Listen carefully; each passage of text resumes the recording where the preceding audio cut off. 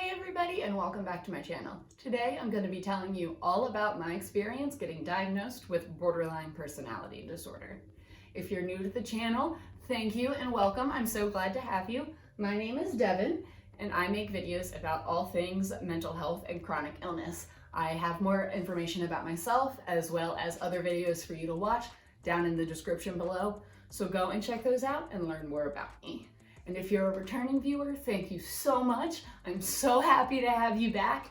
Please make sure, if you haven't already, that you hit the subscribe button, ring the notification bell so you'll always know when I post a new video, and smash the like button for me.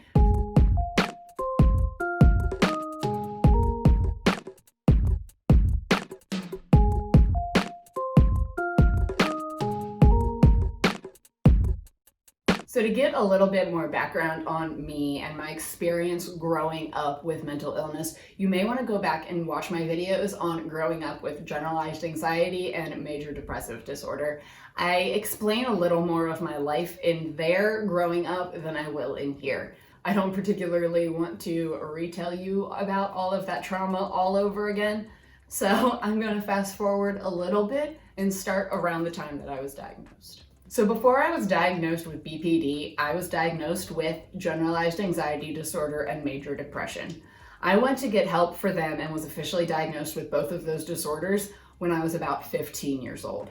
I only got help for a very short period of time and then really just grew up and dealt with all of my issues on my own until I became an adult. As I got older and got more into my schooling, I currently have my bachelor's degree in psychology and was working on my master's in mental health counseling before the pandemic. I remember learning about all the different mental health disorders when I was in school.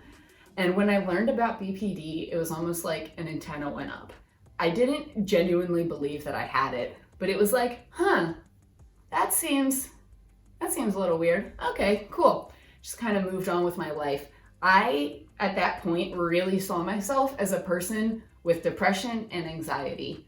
I am now currently working on trying to not define myself by my problems, but that wasn't something I was working on when I was a teenager. So I thought of myself as a depressed and anxious person. And while this disorder, again, kind of piqued my interest, I didn't think much of it. I was just like, oh, well, yeah, I guess if you have depression and anxiety, some of these things would make sense. And I moved on with my life.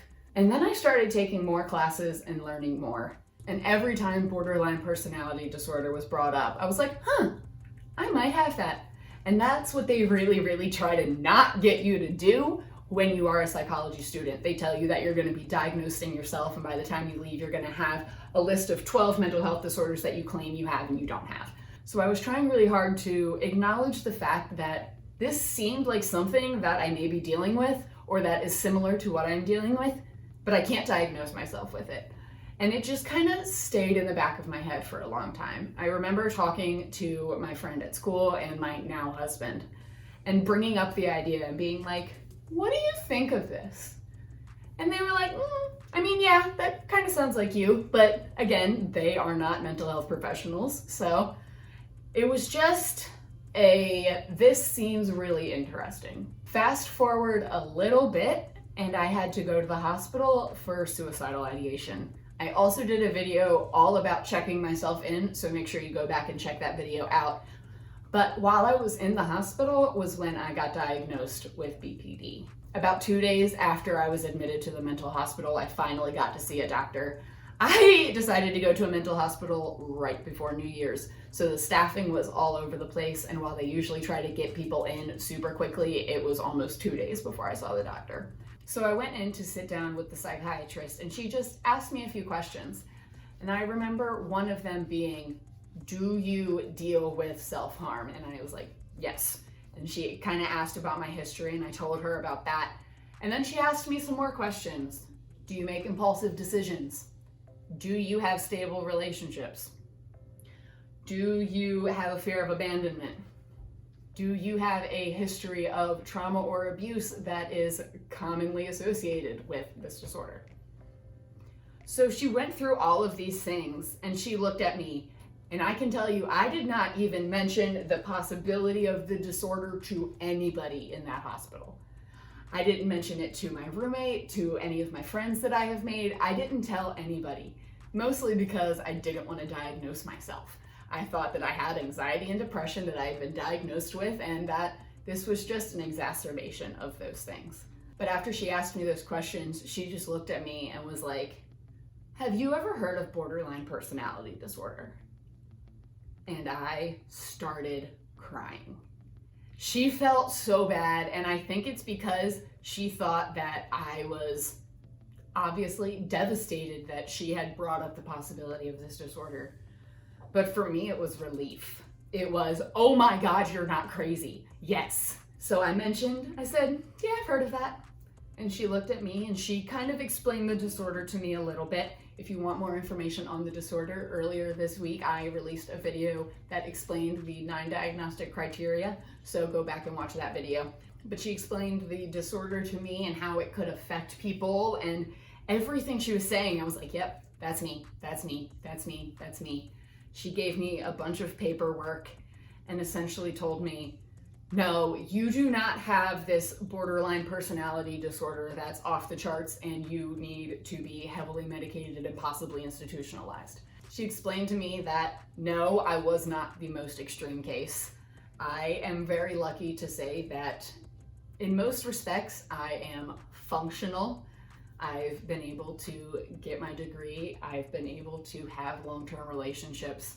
I have been able to get a job and keep a job. Right now, it's a little different because of pandemic, but there are a lot of people who deal with BPD whose life completely spiral out of control and they have nothing. So I was lucky enough in the sense that I did not have a BPD that was on the very extreme end of the spectrum. She explained that even though I don't have that extreme type of BPD, that I still have this disorder and that it still affects me and that it's still valid. That even because I am not going and having anger outbursts and threatening to hurt myself and everybody around me all the time, that I don't have BPD. I just present differently, and there are so many people who present like me. If you know anything about the types of BPD, I tend to be more of the quiet BPD, which is a person who internalizes their emotions as opposed to externalizing. All of my crazy, insane emotions I internalize, which again causes me more problems down the road. But most people, when they think of BPD, they think of that person who externalizes everything. The person throwing fits, lighting things on fire, threatening to hurt themselves, those types of things. And I left that meeting feeling better than I had in a really long time. Because I couldn't understand, if I just had anxiety and depression, why I couldn't figure out what was wrong. Why is the therapy that I'm doing not helping? Because for months before I went to the hospital, I was going to get therapy. I was wondering how I can feel these intense, depressed emotions and still get things done. Most people who have major depression on this scale that she said I was experiencing it would not be able to function in their daily life. But because I have the swinging of emotions, I have the depression, but it doesn't stay there forever, I've been able to, I guess, figure out how to function in this world. I know a lot of people would look at a personality disorder diagnosis and say it was like the worst thing that ever happened to them, but honestly, I believe it was the best thing that ever happened to me. It made everything in my mind make sense. And all of a sudden, I could see my past and see my future in different ways. I had hope for the first time that I actually knew what was going on and we could work to fix it. Because if somebody has BPD and you're only treating the depression and the anxiety, you're not getting to the core of it.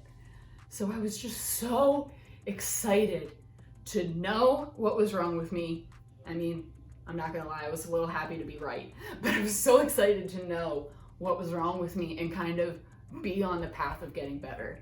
At the mental hospital that I went to, we didn't really do therapy. You saw the psychiatrist a few times, and then we had a recreational therapist who would play games with us and do arts and crafts and those sorts of things. So we worked on some therapeutic skills, but it wasn't like you were sitting down one-on-one with a therapist at any point in time during this. But I still took the time in the hospital and learned as much about BPD as I could. I spoke to that recreational therapist and he kind of told me the treatment that I need to work towards, and I was ready. I had a game plan.